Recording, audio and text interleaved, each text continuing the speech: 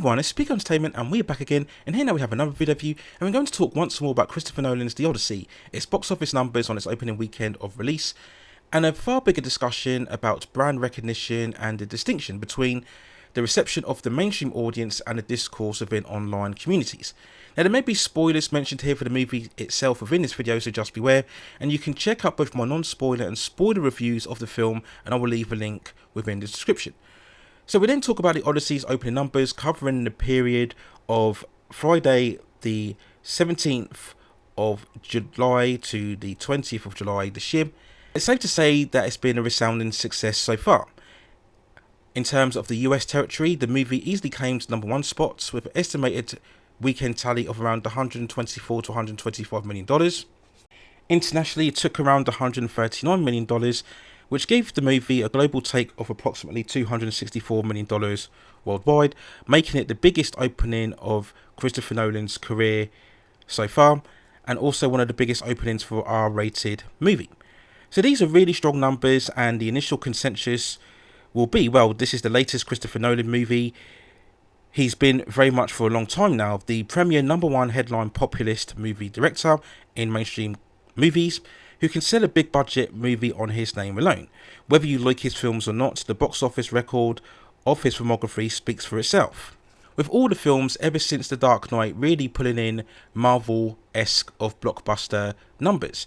Even Tenet pulled respectable numbers in a COVID-19 pandemic era. And a near $1 billion gross of the multi-Oscar winning Oppenheimer really cemented Nolan's position as the director who can successfully merge big budget commercial blockbusters with critical reception and more art house sensibilities that's primed for award recognition.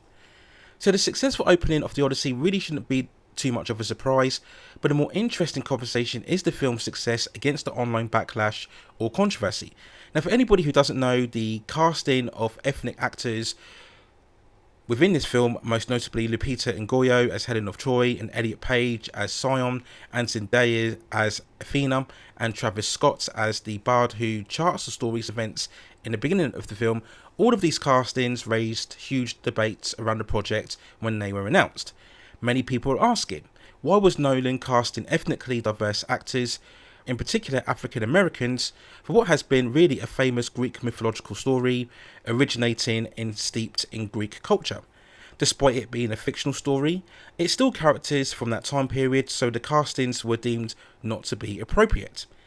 There were other criticisms earlier on when the trailers initially dropped regarding the film's look and aesthetic, in terms of its muted and saturated colours, the designs of the soldiers' armour, and a certain modern dialogue with lines spoken in particular by Tom Holland's character when referencing his father. But the main discourse really was over the interracial casting, and looking back on this is probably the most negative online antagonism that there's ever been towards a Christopher Nolan movie. Yes, Dark Knight Rises was divisive on its release, but it wasn't really as controversial in inverted commas as what we've seen here with The Odyssey, and the discourse and negativity regarding The Odyssey has been far more sustained than what we've seen before regarding a Nolan movie. And when we look at the online community in terms of the consensus regarding the film, it's been mixed to positive. The Rotten Tomatoes and audience scores have been in the high 90% plus.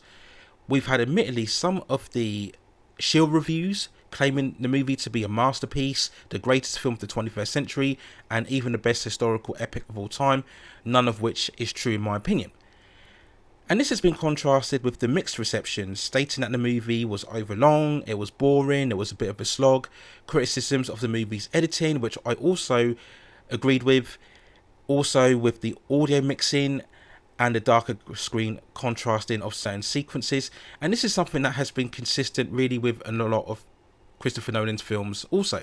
And the movie's accusations of being woke, culturally inappropriate, diversity in terms of DEI casting, the inevitable line of go woke, go broke, are standard criticisms within the renowned culture war community. The part of fandom online that has been firmly against all of the race swapping and gender flipping of iconic characters, the infusion of identity politics in iconic cultural IPs and franchises, exhibiting more toxic masculinity and heightened feminism, which will normally result in seeing some form of deconstruction of famous heroic characters. Now, we could spend endless days going over the culture war online controversies over the last 10 to 15 years. Everything from Ghostbusters 2016, the female Doctor Who, Disney Star Wars, the Disney live action remakes of the likes of Little Mermaid and Snow White. We have the Amazon's Rings of Power series, MCU installments such as the Marvels and the Eternals, and we can go on and on and on. We've seen most recently this year with James Gunn's Supergirl and all of the online debates and controversies surrounding that project. And all of these mentioned projects did experience failure commercially and critically, and many would deem the online negative discourse as a primary reason why. And yet the Odyssey has so far risen above all of this. Negative discourse seemed to have little impact in terms of its opening weekend. So the questions have been asked. Has Christopher Nolan defeated the culture war? Has he taken down the so-called chuds? Has the success of the Odyssey exposed how irrelevant or insignificant the online discourse is in terms of outrage, drama, and controversy? Well, what I would say is that the number one top priority for any major blockbuster, IP adaptation or reboot or remake in terms of being successful is to connect with the general mainstream audience. The casual audience that only goes to the movies maybe 3 or 4 times a year, the people who don't go on Twitter every 20 seconds and don't get involved in all of the culture war debates and conversations. These are people who just want to be entertained from a film for a couple of hours and escape the normal rigours of normal daily life. That's who you want to connect to and build a brand awareness and recognition that the mainstream audience can identify with. And as I've covered previously in this video, Christopher Nolan is very much a brand in terms of movies that has established mainstream recognition and awareness for many years now. So in terms of marketing a movie, all you needed to do was sell this as the latest big budget Christopher Nolan epic, and that would have been enough for a lot of mainstream audiences to go and watch this film, and they won't care one little bit about the online debate or the culture war, whether the film goes woke or goes broke. Now, yes, it also helps if you have a multitude of highly prolific actors who have been established for many years now in other famous franchises. The likes of Matt Damon, Charlize Theron, Zendaya, Tom Holland, Robert Pattison have all been established for many years now, and when you put those actors together in one big budget movie, again, you're going to have a greater chance of drawing in the more general viewers. And if you can entertain and deliver high quality products on a regular basis, then the casual mainstream audience will keep coming back regardless of whatever Twitter rage or debates there is online. The MCU had this for much of 10 to 11 years in their first 3 phases when they were seemingly untouchable in terms of blockbuster cultural success, where they were able to deliver at the very least accessible entertainment that was brisk and fun and entertaining and enjoyable. So I think in this case the Odyssey has exposed or highlighted that recognition in the more mainstream real world is greater and more impactful than gaining it within the internet and online community. Yes, we have seen in the past that online trending and social media traction can help lead to mainstream appeal. This was most recently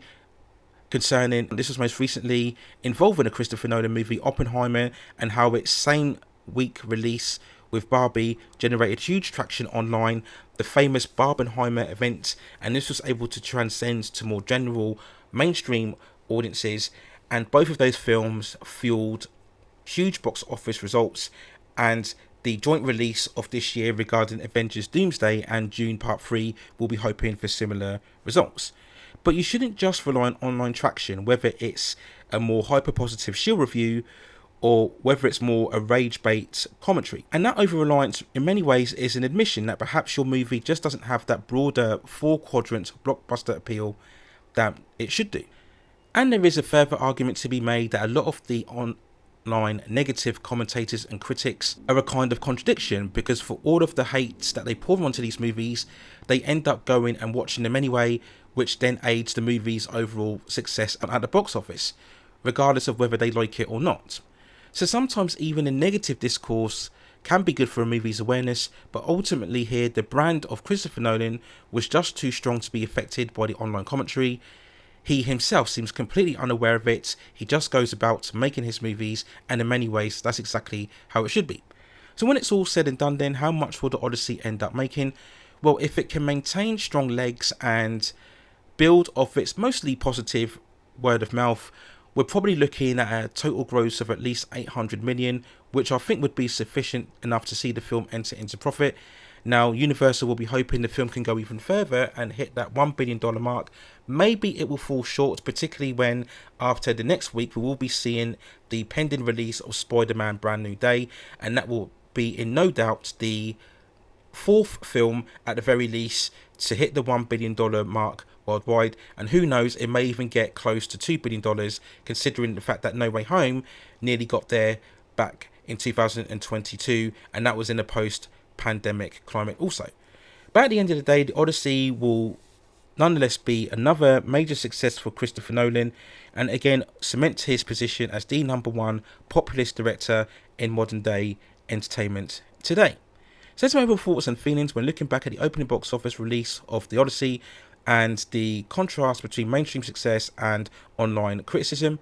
Let me know what you think in the comments below, and if you have any other further movies, television series, or any other topics within the pop entertainment and culture scene that you'd like to see me cover within this channel, then also let me know in the comments, and I will see if I can provide further commentary for you on that subject matter within the future. Please also hit like the subscription and notification buttons so I can provide you with more quality content like this in the future. But that's it for now. Take care of yourselves, and I will see you very, very soon.